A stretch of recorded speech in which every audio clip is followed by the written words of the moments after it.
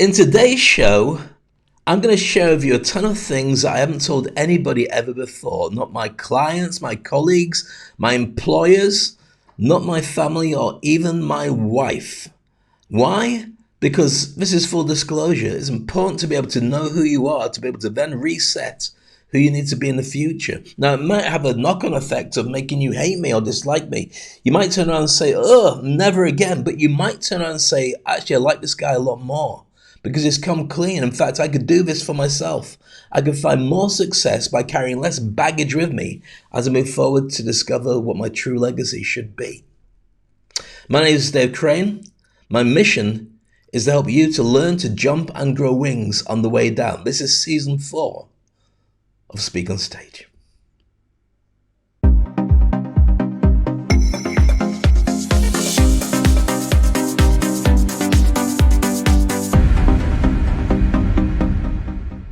So at the time of broadcasting this, it's just gone Christmas and New Year. It's 2024. You might be watching in 2025 or beyond. That's okay as well. But I've just had a wonderful break of doing not quite zero, but certainly enjoying time with my family and not worrying about anything else. Why is that important? Because otherwise you never get you time.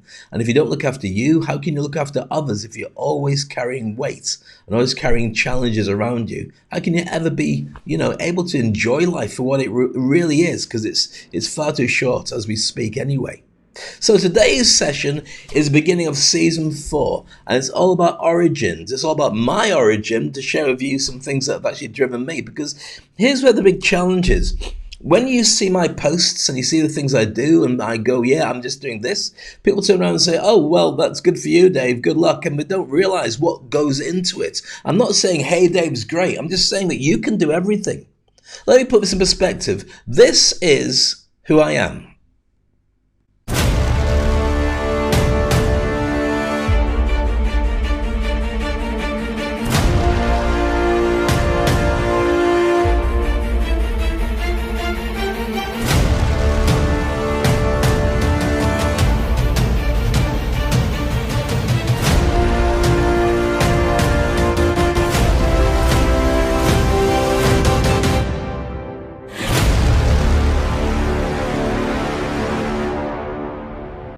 So when I share that and I go on stage, people go, wow, that's amazing. I've got some amazing events lined up. As of when I'm broadcasting this, I'm going to be speaking and hosting at Davos at the World Economic Forum. And I'm so excited about that. And the knock-on effect is going to have for lots of places, especially for Africa. I'm also going to be hosting at LEAP in Saudi. I've got a big event lined up in Malta and many other events across the Middle East and Europe too. US as well as on the cards. Now you may say, oh yeah, Dave, but that's easy. That's what you do. No, that's not easy. And it's not what I do. It's part of who I am.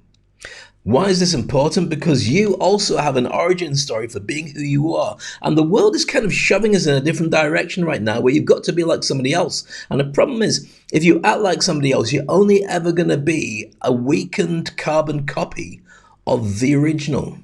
So let's work out who your original is. And that comes down to a skill that most people embrace talking about, but they don't really know what it means. Business storytelling. I'm going to tell you my story because the great speakers know that when they tell people the real truth about who they are, people go, oh, okay, well, if you're happy with that, I'm happy with that as well. Life isn't always great and amazing and so on. It's got lots of challenges, and I want to share that with you. I'm going to be sharing things that I've never told anybody until right now. So make sure that you stay with me, pay attention to everything and make notes on what you can do to become more transparent with the people around you too. As always, I love to have your thoughts and your feelings. I love you to share where you are, and I'd love you to share this broadcast with people if you think it's of use to them. Similarly, as always, there's an opportunity to join our groups. You can join our many programs that we have all around. We've got a Turbocharge Your Brand 5-day challenge, which is going to be available for you to join. It's completely free. We've got over 400 members in there right now. And I'll give you all the details for doing that. And the QR code and so on will be in the comments section of this. I have been participating in Dave Crane's Industry Icon program. Dave Crane is one of the best coaches in the industry. one of the most knowledgeable speakers I know. I was so impressed. He shared the stage with celebrities, athletes, politicians, and royalty. You've been an inspiration to me since the first time I saw you on LinkedIn, man. New prospects should know that you are a world-class broadcaster. He's a true professional. He operates from his heart, and he always speaks his truth. Where do I begin? I looked around the room, and all I could see was eyes on you, ears on you. You could have heard a pencil drop. Dave is someone who is a limitless thinker with a big heart. And his industry icon program helps coach great leaders into becoming great speakers. It's helped me improve my image online. Everyone I know that's worked with you says the same thing. It's helped me improve my presentation and speaking abilities. Clarity, clarity, and clarity. But more importantly, it's helped me to have a crystal clear message in what benefit I can add to my audience. You know, I'm in TV, and so people assume that, you know, speaking in front of crowds is easy. But I'm on a set, and it's very different to go from a closed set to speaking to a live audience. Now, because of Dave, I totally get it. I totally get why it's important, and I totally get that I can do it too. Seems simple enough, doesn't it? Seems easy to be able to put that out. It's not. And I want to share with you in today's episode of Speak on Stage the home truths that will really help you to be able to be who you need to be able to get the successes that you get. Because one of the things is, for everybody who watches this show on a regular basis, you know it's kind of funny. I share with you jokes and so on. I'm happy to do so today. But I hope that not only is it motivational, inspirational for you, but you find some gems in it that allow you to find a new version of you. Why is that so important, especially 2024? Because you might find that your job is under threat by AI if you don't step your game up and start embracing it and raising your own game as a direct result. You might find that as you're getting older, then suddenly the challenge is that you're over 50 and they're trying to get you out the job, get somebody in younger who's not as smart or as experienced, but they just come straight from university or come from a couple of other jobs and they're hungrier than you are. Might be a number of different things. So if that's the case and you're starting to realize that you need to upgrade your game, then this is definitely for you. Now, let me show you this. Your brand is what people say when you leave the room. I've said this many times before, because branding is so important in everything we do. If you don't have a brand and you don't exist, nobody knows who you are. They're just going to prejudge when you walk in the room and say, oh, well, it must be that, because all my experiences tell me that's as good as you are, because I've seen other people who only do that, and they don't know you. Now, most people settle for that, but I'm telling you now, you shouldn't. But if you don't do that, you got to ask the question, who are you really? Because that version of you, you can enhance and share with the world. Why does it matter? Very simply, because if you don't do it, you'll never find out your true potential, because nobody will help you to get there. We can't do this stuff on our own. We have to be there with people who understand and resonate with us, people who get our Wi-Fi code, people who want to travel with us for at least a part of the journey, and that helps us to get there faster. Do it on your own. You don't even know where you're heading most of the time. So key to this is to create trust and credibility. People know you and trust you. And when they go to work out whether you can do what it says on the tin, they can see proof, the credibility that you do deliver everything that you say you're going to do. So why is that relevant? Well, let me share this diagram with you. Have a look at this. So what do people buy? Well, here's the process of the sales or the marketing. People say, I've got a headache. What is my headache? All right, I've got this and that. Who can fix it? And they get a short list of people, usually from Google or from word of mouth, on who they reckon would be the right selection to be able to help them to be able to do this. And then there's a question, are they the best potential fit for me to be able to do this? Once they've worked out whether that is true or not, they then turn around and say, okay, let's get in contact with them. Once they've got in contact, they say, right, is this something that's going to fix my headache? Has it done it? If the answer is yes, then that's it, sold. Now, they'll probably ask a question before that, which is, can I get this cheaper from somebody else? And the answer is usually always yes. But have they got the trust and credibility that you've got? If they go with somebody that's cheaper, are they going to deliver what they promised to deliver? They know you will, because the evidence is there. Is it worth paying that extra? Well, 99% of the time it is. It's not a money issue. It's actually a smoke screen to get people to actually drop their prices and so on. You don't need to do that. if your brand is strong enough and you deliver what people have, and it might be with laser focus. Think about this, for instance. We're all pushing to move forward. We're all trying to get stuff to happen. So if I take, let me see if I can find a bit of paper. Stay there a moment. Have a look for my office for a bit of paper. Keep talking amongst yourselves. You see, I've tidied my office now, which makes it very difficult to be able to find. Right, here we go. So, back again. Should have prepared that in advance, Dave. Yeah, I know. Thank you very much for explaining it to me. So, I've got a bit of paper here. I don't know what's written on it, and it probably doesn't matter because you won't get a chance to have a look at it again. So, if you have a spoon and you try to make a breakthrough, you push through and it bends around it. If you're laser focused, like the pointy end of his pen, straight through. See that? You need to have a brand that's laser focused on the results that you are promising to your clients. Such a tidy office, Dave. Yeah, clearly. Didn't go out the window, don't worry, I'll put it in a bin later. So therefore, when we go back to what we're talking about, it's important for you to really know your brand and to focus on who you are and what you do. Now, Dave Crane, that's me, that's my brand, that's who I talk about. I was watching Friends with my daughter yesterday. And we're watching Friends. If you've never seen the TV show Friends, it's hilarious. 10 seasons of the funniest sitcom probably that's ever been, one of the most popular of all time. And it's written by a guy called David Crane, not me, he's got more money than me. But it comes up all the time. Now, why should that be important? Because people who read that, like my daughter saw the credits come and goes, David Crane, is that you? I'm like, you know it's not me. That's why it's important that I establish that Dave Crane is my brand, not David Crane. So there's a difference. And if you've never seen Friends before, just Google it and you'll see written by Marta Kaufman and David Crane. There you go. So when you do establish who you are, then you've got proof to be able to show people that you've been doing it for a long time. There's me 30 years ago working with Prince Charles, now King Charles at the Prince's Trust, helping people who are long-term unemployed, ex-offenders or ex-druggies or whatever challenges to be able to get their head back in the game and be able to go off and get a job or at least feel more comfortable in their life. We've been doing this for a very long time. Now, I want to give you full disclosure now. This is something I've never told anybody before. I've hinted at it before, but everybody's got a core wound, and you may not embrace it, you may try and hide it, and there's something about you that you don't want anyone else to know. But that drives you every single day, either getting away from it or finding a way of fixing it or just pretending it's not there. But you find sometimes that when you go through your darkest times, something goes wrong, a little voice inside you tells you that that's the reason why you feel so bad, because of this one experience. So I've been fighting a core wound my entire life. Can you guess what it is?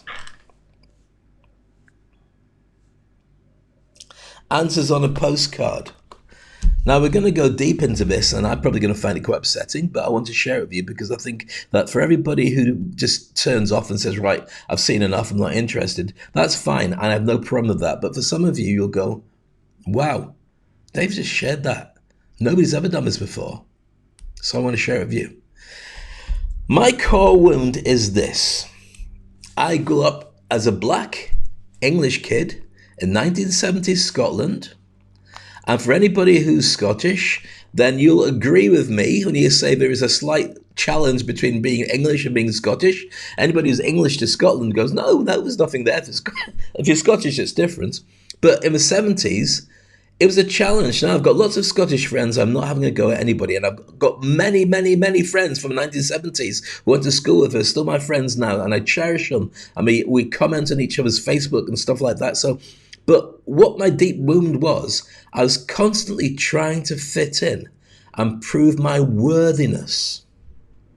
So I could just be invisible like everybody else, but I stood up like a sore thumb.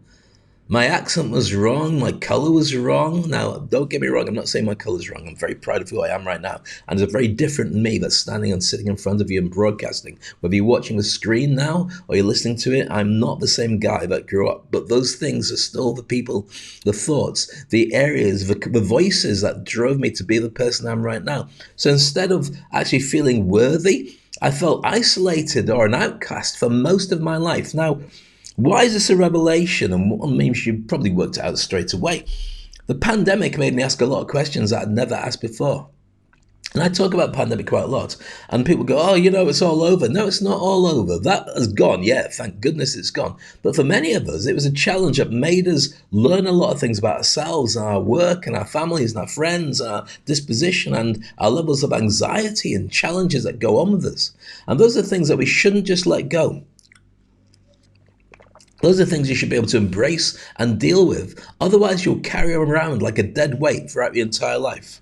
One of the things that I talk about is the importance of forgiveness. Now, why should that be relevant to a conversation about your origins, Dave? Well, because what happens is, when somebody does something really horrible to you, and I know people, I'm very close to many people who are carrying childhood trauma, or something that's happened throughout their life, or a relationship, or a divorce, or whatever, and everything they do shapes it, and you hear it in the words and in their reactions to stuff. You have to be able to forgive people. Don't have to forget, they don't deserve that.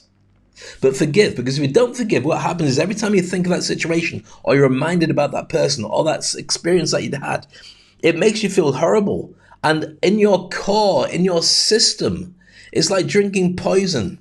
And if it's directed at persons, like drinking, look, I'm killing myself with poison because of what you did to me. Now, the person might no longer be with us anymore, or the person might not care. And they go, well, why would you go on about it? I don't care. I don't think about it. Why should you? You can't get it back. You can't change your relationship with them by trying to get them back. If you forgive, it changes the way you resonate with them and people around you who may have fallen out with you during that time. All that forgiving does is not to let them off the hook. It's to stop you feeling poison inside. Does that make sense? So therefore, you can forgive but not forget. They don't deserve that, but you don't deserve to carry it around. Does that make sense about that? I hope that makes sense. So therefore, my deepest wound was that. I carried it around trying to fit in, and I was wondering why I feel isolated and an outcast. And it took a long time to be able to get over it until a couple of years ago. So this is me, baby Dave. And I became my specialist subject was giggling and gurgling and engaging people. It was just natural. I grew up in Leeds and in Stockton in the northeast of England before I moved to Scotland. And my mum would sit on a bus with me and she said, you'd start giggling and everybody would giggle along with you. They thought you were really cute. Clearly, that doesn't last anymore. But that meant that I actually understood the interest in making people buy in, even before I had a reason to know what that could be used for.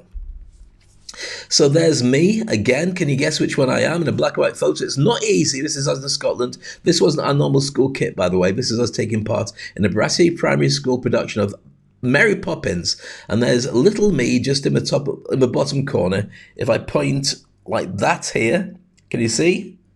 There you go. This is in reverse from the way my system's set up, but that's me there. So that's me trying to fit in with everybody else, and I'm friends with probably about a third of the people on that page. Not because I don't like everybody else, but I've chased up making friends with them again, or they found me on Facebook, which I'm very, very grateful for. Okay, and here's me, 40 plus years, it's actually 50 plus years, entertaining on stage. That's that same event, Mary Poppins, me singing a song, or me, I don't know what I was doing there. It's a long time ago. I wasn't Mary Poppins, that I can tell you. I think it was a chimney sweep. Or whatever, or it was a Lost Boy during Peter Pan, but one of those shows. And there's me taking part in Joseph and the Amazing Technicolor Dreamcoat. So why are these important? Because I was taking part in events all the time. I was an entertainer by trade. What I didn't realize at the time was lots of other things were going on. I only really shone when I had a microphone in my hand. The rest of the time, I was the same as everybody else, but not fitting in with everybody else. Does that resonate with you? Now, you might find that this is going straight to your core as well, in which case, thank you for staying with me. I promise you this will be enlightening, and staying with me for this journey will make a whole difference. I love your thoughts and your comments, and anything you say, I will come back to you. Even if this is a replay you're watching, I'll make sure that I do reply back to you, or you can DM me directly with that as well. So I had an inner struggle that was going on, and here's the problem. It's preventing my life happiness, because I was always thinking it's going to get taken away from me. I was always thinking that every single day, when things go well, yeah, but they're going to go back. Now, I'm not saying I was a negative person, but from experience, I learned not to raise my hopes up too much on stuff. It actually went beyond that. And I'll explain that in a few moments' time, the damage that was done because of my way of thinking, about being able to try and put myself up to a certain position in my life. So here we go. Nobody saw the truth about me.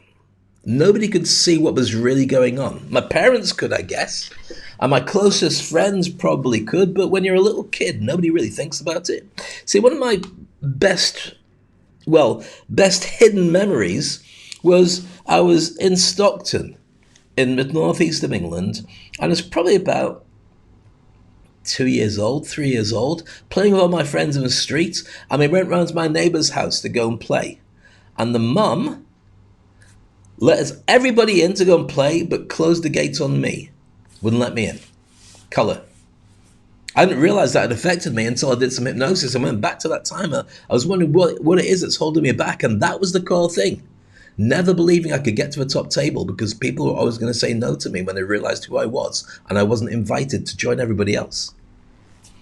So that's something that came with me, that was always stuck inside my head. Despite all the successes I've shown you, I've been carrying it everywhere, always feeling undervalued and bypassed, and I have to go me. And sometimes it doesn't make any difference. And people didn't see it. People don't know that. People might not even know it now. It's not true now, but it still levels a bit that sticks around with everybody. I know when we talk about imposter syndrome, and I talk about imposter syndrome quite a lot, part of that everybody's got. 90% of people have some level of imposter syndrome, but most people aren't able to analyze exactly what causes it, because then when you do, you can do something about fixing it. So there's me. Can you see me in my school photo with some of my dearest friends for my entire life, who I've known for almost 50 years? Mad, isn't it? Yeah, there's me, just third row from the top and second from the left as you look at the photo. That's me, the brown kid.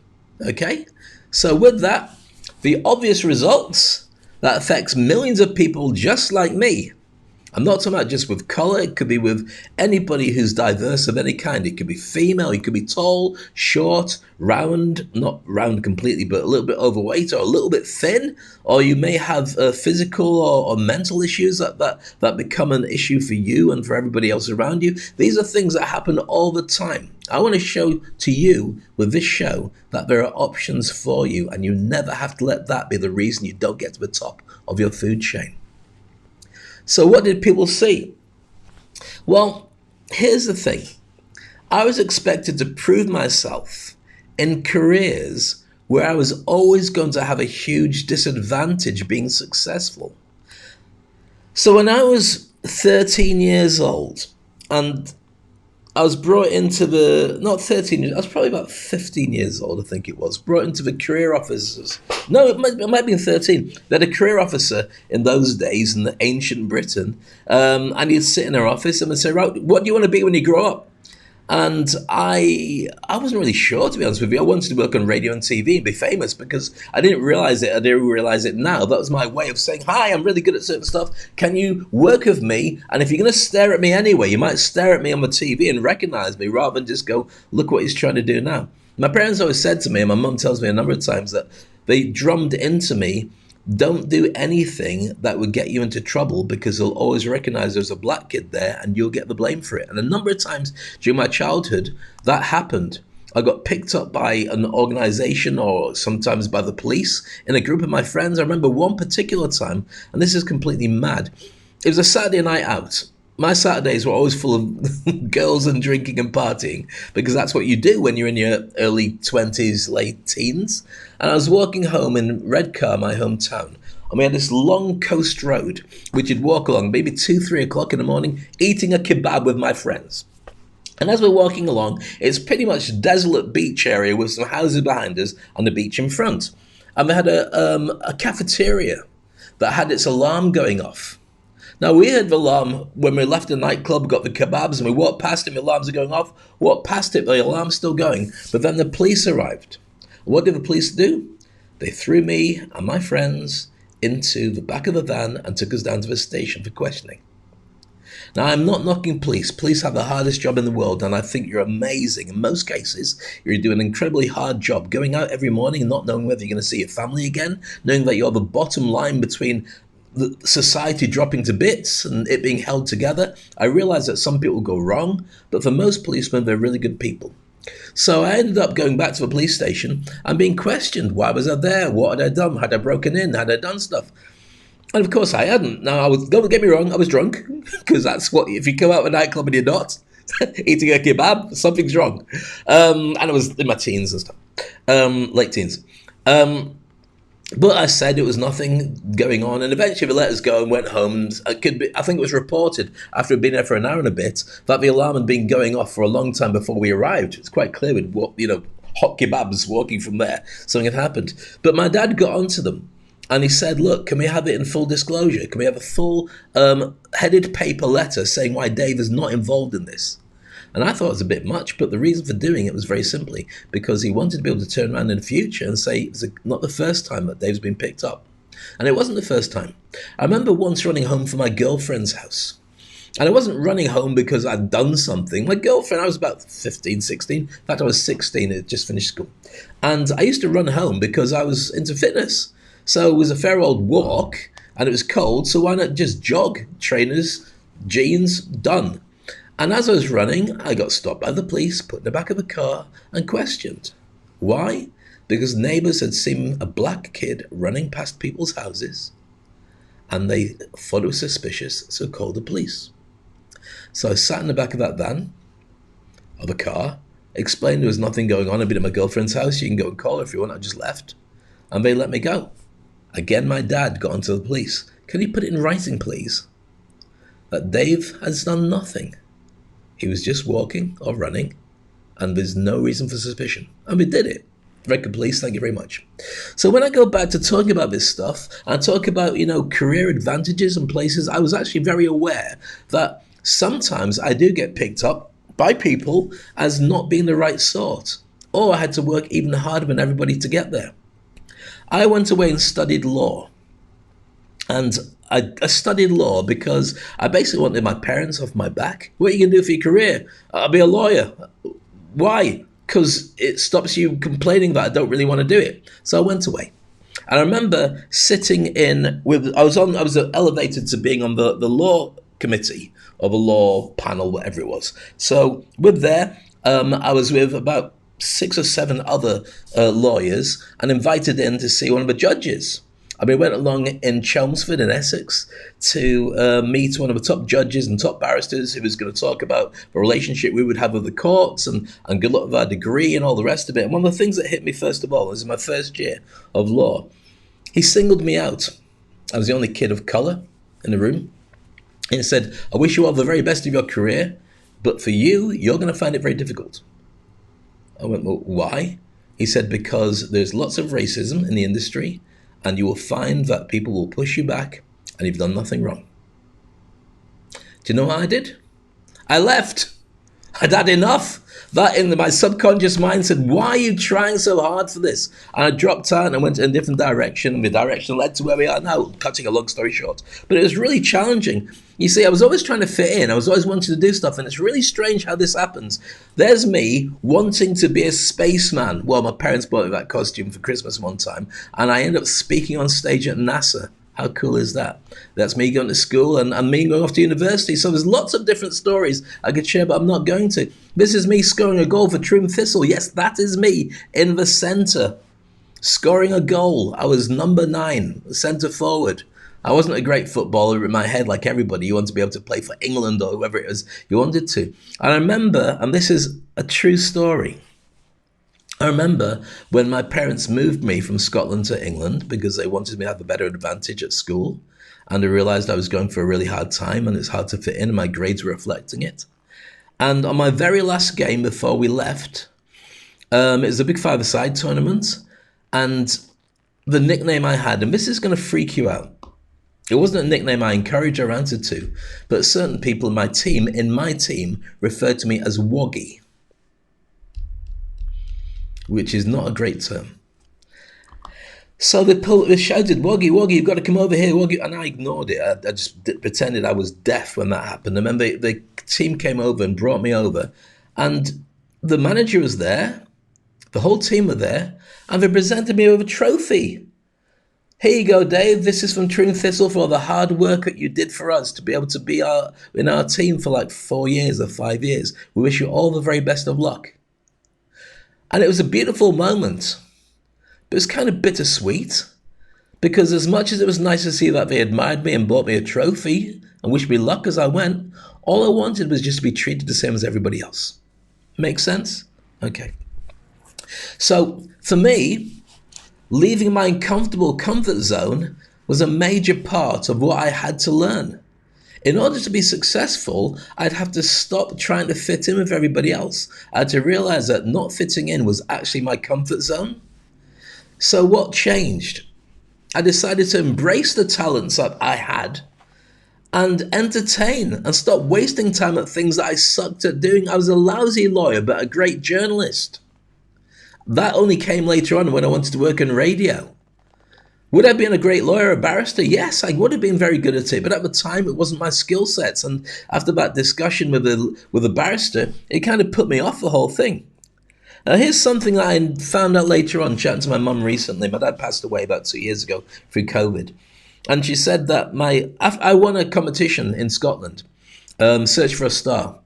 It was like Britain's Got Talent or whatever. It was like a nationwide around Scotland competition. We played at different theatres and judges voted, and we were on tour. There's a guy called Archie McCulloch, who was a big TV star at the time, who was hosting it, and he was a really, really nice guy.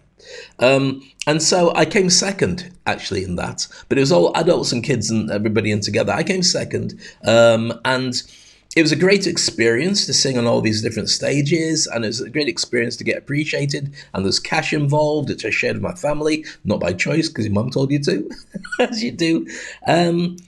But the whole experience was enough for my dad, I didn't realise this, to say we're not going to put him in the entertainment industry. Strange doing what I do now. My dad made a point of saying to my mum, we're not going to drag him through the entertainment industry. It's too cutthroat, it's too bitchy, and it's not right for a child to have to go through this. So they stopped. I didn't realize this. I only found out a couple of months ago.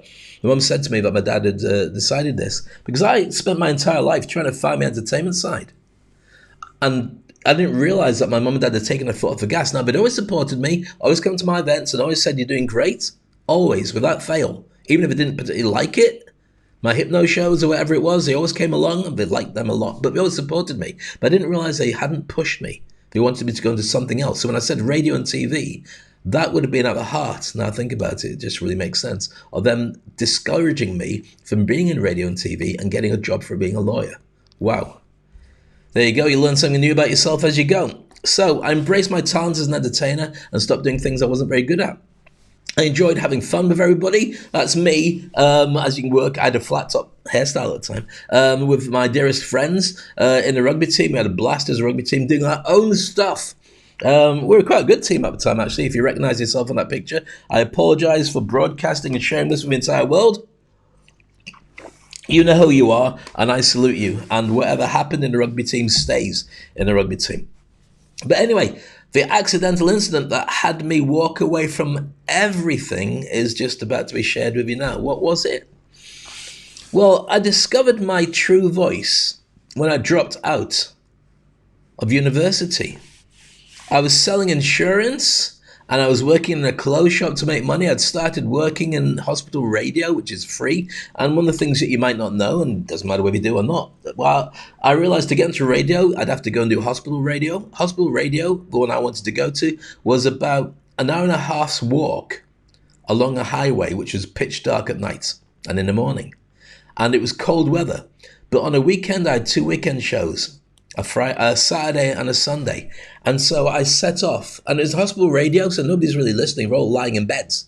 But I got the chance to be a radio person. So I had a 1 hour show, I think it was, maybe 2 hours, probably 1 hour show. And I had to get up for about 4:30, walk in the cold, carry my record cases out to its hospital, then do a show to nobody, and then pack up and come back by about 7 o'clock in order to go to my job in a clothes shop. And I did it on Saturdays and Sundays. And you've got to be really dedicated to do it. I was DJing at the time in a big bar called the Army and Navy in Chelmsford in Essex. I don't know if it's still there.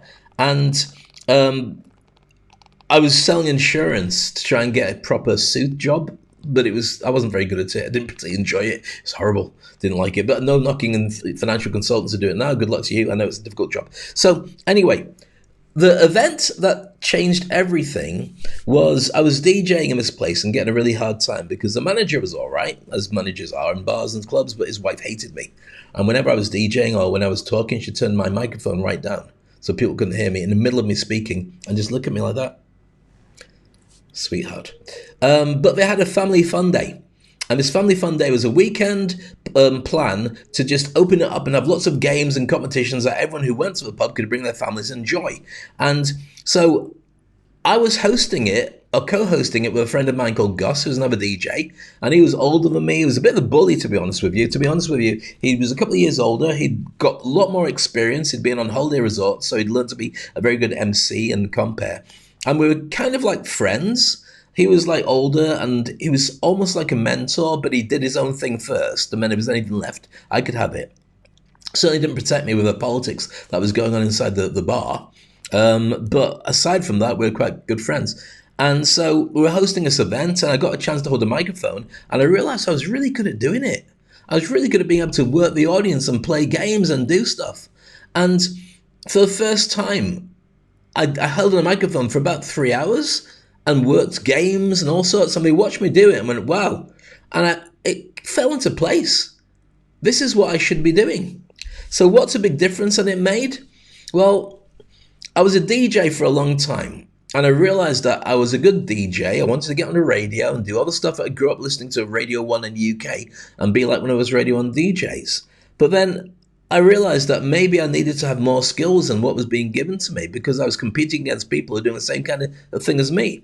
So the last person I expected turned out the best person I could have hoped for. That sounds cryptic. Well, let me explain to you. Remember I mentioned this guy Gus, and I've not been in contact with him since then. Gus, if you're out there, my love. As you can see, that incredible night when he persuaded me to do something, I ran with it, and it's been that night changed everything. And you may have a time that changed your life as well. Let me explain what that was. So we'd done that family fun day. I'd got a taste for holding a microphone, not just playing tunes. Anyone could do that, but holding a microphone and talking. But I was frustrated because Maureen didn't like me. She kept switching off the microphone, making it difficult for me to embrace my skills. But Gus said to me, you know what, Dave, you shouldn't be here anymore. He said, you're not a DJ, you're an entertainer. I went, what? He said, you're an entertainer. I said, no, I'm a DJ. You know, this is what I do. He said, no, but you don't know that because you're in the wrong place. You'll never find out here who you truly need to be. And what he did was he got in contact with Warner Holidays. And he said, I used to work there. I used to be a entertainment manager or MC or whatever it was.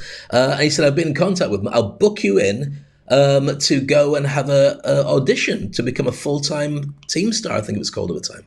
Warner Holidays were green coats, and for anybody who knows British holiday camps and so on, Heidi High and Butlins and so on. These holiday camps were created in the 1960s and 50s and 60s because the working class after the Second World War needed a place to go from the factories to just actually enjoy a holiday. They couldn't go abroad. It wasn't even a thing going abroad. Nobody had the money. So they created these special holiday resorts where for a very cheap amount of money, you could go there, get food covered for the investment fee of whatever you paid. Your family would be there and there'd be entertainment for you for 1 week or 2 weeks when you go home. So that was your 2-week holiday, would be in this holiday resorts. Of course, people had to entertain them. And so that's where the legacy of a lot of the big entertainers on British television came from, that background of holiday camps. And so Gus had said to me, go to the holiday camp. I've booked you in to have an audition.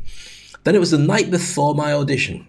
And of course, I got cold feet. Why? I had a girlfriend, I had friends. I'd been in Chelmsford for 4 years. I'd gone into university, dropped out, but I'd started creating a life. I had people who were local in Chelmsford, they're some of my dearest friends. And Steve Woodley, if you're still out there, or Gav Embury, if you're still, or Neil, if you're still at Mark, contact me. I'd love to know where you are. Tried to look you up, but couldn't.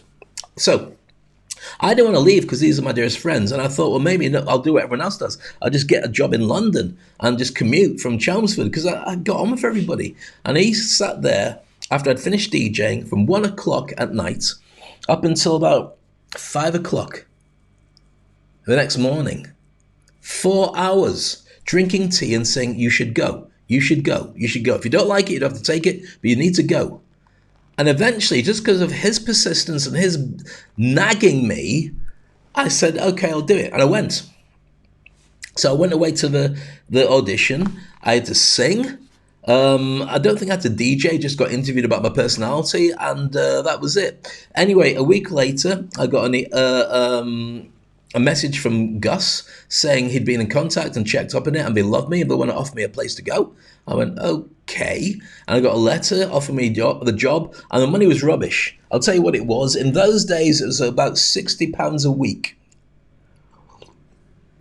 Bearing in mind, as a DJ in those days, I'd probably pick up about £70 a night. In those days, it's going back 8,000 years ago. But food and accommodation and a chance to learn, so I went. I said goodbye to everything, put my stuff in storage, and went away to the holiday camps. And it changed my life. Everything made a huge difference because he realized that I should do that. He realized that I was destined for more. And that's what I tell people when I work with them on my Industry Icon course, on my program, on my Game Changers, and my Turbocharge Your Career 5-day challenges. I'm not saying it by accident. I'm saying it because I've been through this experience. I've been nagged by somebody to see how much potential I left on the table. That mentor stepped up for me. And here's the weird thing. Once I'd gone away to the holiday resorts, I came back shortly after during the first break, and I saw him again and caught up with him and said, yeah, it was great, fantastic. I mean, I never saw him again after that. So Gus, it's been, 40 years? So if you're still around, thank you. Anybody still knows Gus, then I don't know his surname, it's just DJ Gus, then thank you so much. So I went away. And this is me becoming a full-time entertainer. And many of the people there are still big stars. There's Sean Rollo. In fact, I'll make myself smaller here. The guy dressed as a clown is Sean Rollo Rollinson, who was the Cornish clown. He was the most talented kids entertainer I'd ever seen in my entire life and still is. And he's doing very well in the UK. The guy with the glasses on, it was his car. The guy with glasses on, not the dark glasses at the back, that's Neil Wheatley, who's a top entertainer and comedian, doing Panto. I just finished it as we speak. Really, really cool and talented guy. Mark Goddard, who's Britain's best Elvis, with his hand up next to me. Can you see which one I am? What do you mean you can't see me? Look, that's me with my arms up in the air like that. Yeah, sticking my tongue out for no real reason, apart from probably shouldn't have. So next to me is Mark Goddard. He became my best friend during that time, and we're still in contact now. Really, really talented guy, lives in the UK. And the rest of the people are there. Lisa and Chaz. We did a Chaz and Dave show, and that's another story. And Neil's girlfriend, can't remember what her name was, and little Debbie and Gail in that. That's everybody there. And so I just wanted to say hi to them because I love them all dearly. And so it was a really hard season because what we've done at this particular place it's called Warner's Puck Pool. And Puck Pool and St. Clair were together. This is a story for another time. And they made us a super centre. And all the people went to Puck Pool. All the people went to St. Clair, hated each other because they used to be rival venues. They made them one super centre. So everybody arrived when we hate this idea. We want to hate them. And so they hated us. And we're all first-year entertainers. So it was a really tough year. But I went through that and I experienced it. And it was an amazing time. Then I did another season. And then I went off to study to become a radio journalist. And that's me working as a freelancer for BBC Radio Cleveland with Tony Walker, I think it was. Tony Walker? Anyway, I can Google him. We were best friends 8,000 years ago, holding a Radio 1 roadshow, a BBC Cleveland roadshow. Yes, look at my legs, or even better, don't. And I went on to take part in Blind Date, and that's myself and Naz. Not Naz. Mass, that's it, Mass. Gorgeous girl who hated me. And there's stories about Blind Date I could tell you, but I'm not going to. And there's Cilla Black. You can look it up, it's online. In fact, I was going to share the video for Christmas, but I won't do. Yeah, there's a lot of stories in there I really can't share with you. But I can tell you that the people that we met were amazing, and so on. Okay, so here's the thing. When I went to be BBC, I said, right, look, I'm really good at doing this. Look at this. I just won Blind Date. That's how talented I am. The Christmas show, 14 million people watched it. And they watched the replay as well, which means over 20 million people watched it. The big boss turned around and said, that's great. We're going to sack you. I went, why? And he said, because clearly your talents don't lie in here. You should be elsewhere. Now that sounds like he's going, oh, wow, yeah, you know what? You're better suited to entertainment. He wasn't. He just wanted rid of me. Why? Well, you can answer that yourself. Is it because I wasn't a good journalist? No, I'd been a freelance journalist there for 3 years and I'd won commendations from head of broadcasting for my piece on hidden homelessness. I hate to say it was a colour thing, but it was a color thing. So therefore, the reason that that made an impact is I realized that I had to make a change. What was the change I made? I said, I've had enough. I went and applied for lots of different jobs on TV shows, didn't get them. I went, you know what, forget this. I didn't say forget this, I said ruder words than that. And I jumped on a plane and came to Dubai, and the rest is history. Went on to do some incredible things in Dubai, and I got everything I ever wanted. Worked with all the bigger stars. I won't show you videos. You've seen all this stuff, blah, blah, blah, blah, blah, blah. Yeah, Dave, well done. Ha, ha, ha. Okay. In fact, very quickly, this is what happened when I left. Ladies and gentlemen, I've hosted over 1,000 events, and there's nothing more exciting or nerve-wracking than getting to introduce one of the best in the business. He's an award-winning international motivational speaker and coach. He's worked with celebrities like James Brown and Bruce Willis. And I'm Jack Canfield. And I'm Brian Tracy. And I'm John Gray. I'm Jared Robin. And I'm Perry Marshall. Hi, and I'm George Regan.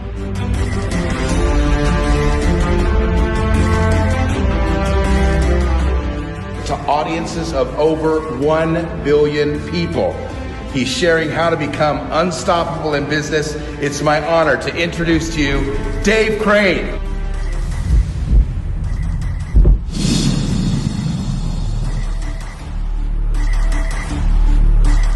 So I'm showing you that video. I wasn't even going to show it to you, but it's important to be able to say that every single thing that I am now and the gigs I've got lined up, big gigs in Malta, I'm speaking at Leap in Saudi, the world's biggest IT event.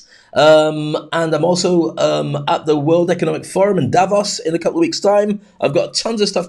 All that is traceable back to the crappy time as a kid and the need to try and fit in that core wound I was carrying around. If anything had changed and been less painful, I would never have made the change to get on a plane and get to Dubai and do what I did.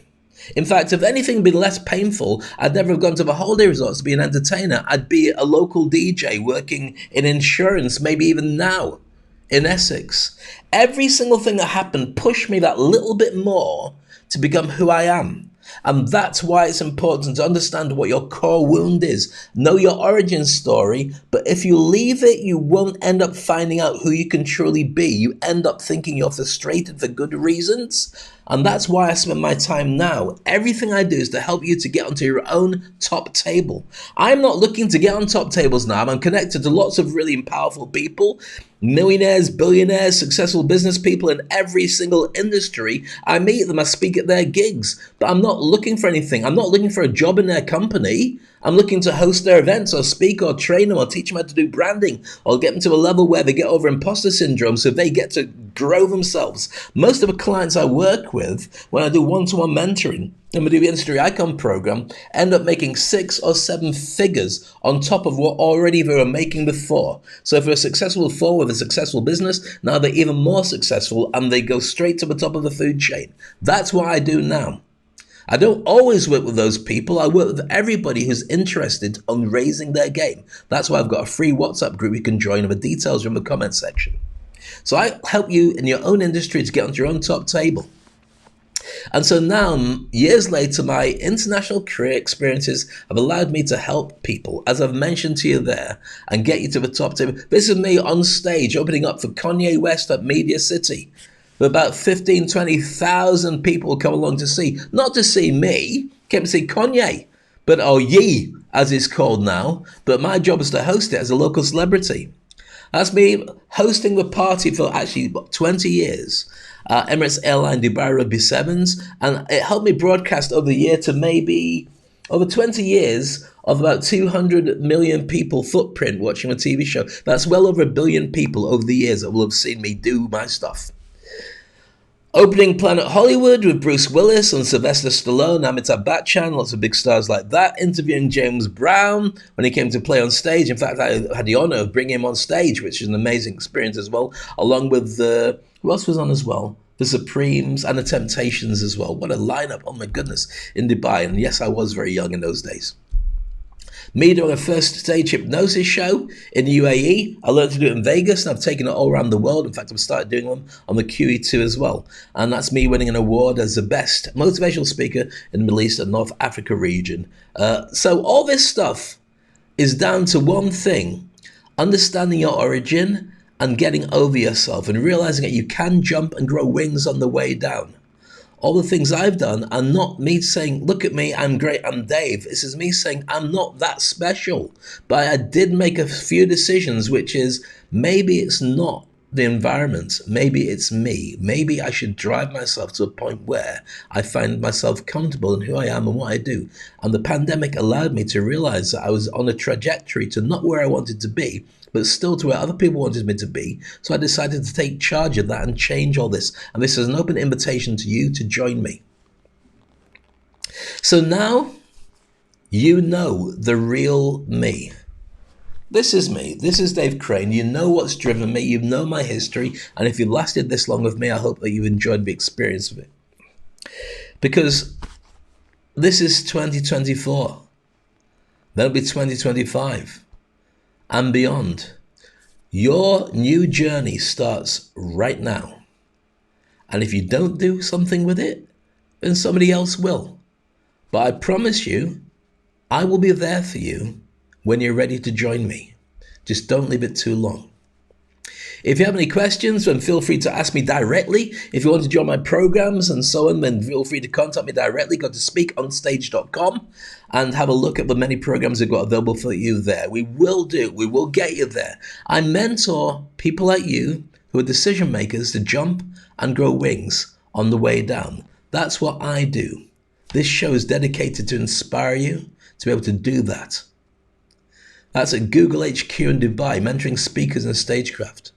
And the Industry Icon program, which I put together to be able to help you to raise your game. In fact, if you don't know anything about the Industry Icon program, take a quick look.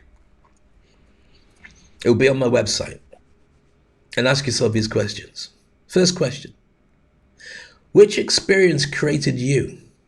You know my experiences, and that one night that Gus said to me, you must go, was the one night that changed my life. I became the best entertainer in my industry. Not in my industry, that's a terrible thing to say. I'm not the best entertainer in my industry. I found my niche really well, and I became better than most of the people I was competing against on the way up until now.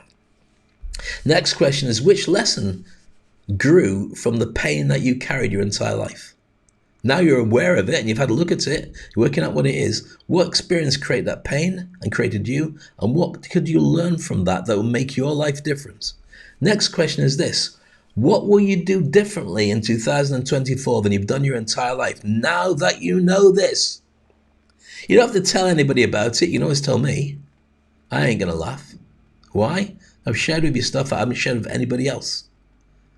Full transparency. I did promise I'd do this, and I hope that you understood that I've actually done that. So, 10 conclusions I'll share with you before I finish today's show. And I apologize for it being long, but I'm not going to apologize for the stuff I shared with you, because I think if you've dropped out in the middle of this, you know, come back and join it again. If not, check out my other podcast, by the way. Make sure you subscribe to it on Speak on Stage. So, 10 conclusions about life. First one is this. I'll go big screen for this. Nobody can save you but yourself. So why are you still waiting to be rescued? Number 2, the system is designed to get you through school, off to university, into a job, but in order to get there, you have to become invisible and weak and unprotected. You don't have to stay like that. The system is meant to make you fit in with everybody else. Comfort zones, number 3. Comfort zones break down your immunity to survive life's toughest challenges. If you stay inside your comfort zone, you'll never know how good you really could be. Number 4, you might be able to do it alone, like I have, but it's less fun and it takes a much longer time. Don't be like that. That's why I create these global communities for you to come and join us. Whether you're part of our membership group, the Game Changers, you work with me directly as an industry icon on our Thought Leader Accelerator, or maybe you want to join our Turbocharge Your Career 5-day challenge for free and just start at your own pace. You don't have to be alone for any of this. Number 5, every one of us won our first race. Let me put some perspective. Do you know how babies get born? Do you know about the birds and the bees and all that other stuff? Well, it all started off with 1 million sperm inside daddy, which headed, it's so graphic. If you're having a dinner, then I'm not going to try and put you off. But let's put this in perspective. Every one of us now has already won our first race, beating 1 million other sperms to fertilize the egg. That's why you're here. Why then, with that evidence, would you stop competing for success? You take your foot off the gas because it's more difficult? You've already won. It's already proof. You're here. Now it's time to do something even bigger and better. Number 6, you'll probably live to the age of 100. Your kids may live to 120, and newborns today, there's a very good chance science is going to keep them till about 150 years old. So if you're in retirement age, you're heading towards retirement, you're wrong. If you're 50, 60, 70, 80 now, you're going to go on to about 100. Are you ready now to embrace and become a rock star in what you do? Because if you retire, you're still going to be around. The money will run out, so you might as well embrace how good you are and do something really special with it. Number 7, if you could write a story with you in it, why would you settle for average so often for the main character? Yeah, it was okay. Just watch telly, went to sleep. What did you do? Well, nothing. I kept my head down. The system was set up to make you do that. Number 8, once you die, life after death, in my opinion, and other people's opinions are equally valid, but probably not true in my opinion, but there you go. How your story affects other people is your life after death. The impact you make on other people and what happens to them in their lives is what truly matters. When we're gone, we're gone. But once you die, it's what you did that makes a difference. Number 9, if you're feeling sad, insignificant, or ignored, channel it. It's good stuff. It helps you build your legacy when you use it effectively. And the final thing is, if your friends don't get you, get new friends. Not everybody's going to understand, and as you change and you're resonating with different sorts of people, and old people around you don't get it. I mean old people, I mean older friends want you to be exactly as you've always been. Why would you change that? Why would you alter? Everything's working fine. It might be for them. They want you to stay. But sometimes when you grow and you get new ideas and inspirations, they're not the right people for you. You don't have to dump them, but you do have to get new friends, ones that understand, ones that encourage you, ones that believe in you. And I believe in you. Thank you for your time. I did promise to share with you everything. Full disclosure, that's me. So now when I share with you who I am and what I do, I'm not some superhero or some great speaker or look at Dave, he's doing all this amazing stuff. That's what created me, and it can create you as easily. I will help you to fast track to where you want to be. Subscribe to my podcast. Follow me on social. Ask me questions and reach out directly. I've got programs and things going on all the time. Read my new book that's coming out, The Thought Leader's Playbook. All these are setting little breadcrumbs and clues to how you can find your own story and turn it into something really special. I'm no different to you. You have everything you need. You are the best that you could possibly be. And I can't wait to see what you're going to do next. Meanwhile, I'll help you to jump and grow wings on the way down as you find your way to fly. My name's Dave Crane. This is season 4, episode 1. I can't wait to start the next one. Make sure you're there with me. Have an amazing day, an amazing 2024. And remember, this is just the beginning. Wishing you all the very best. Take care.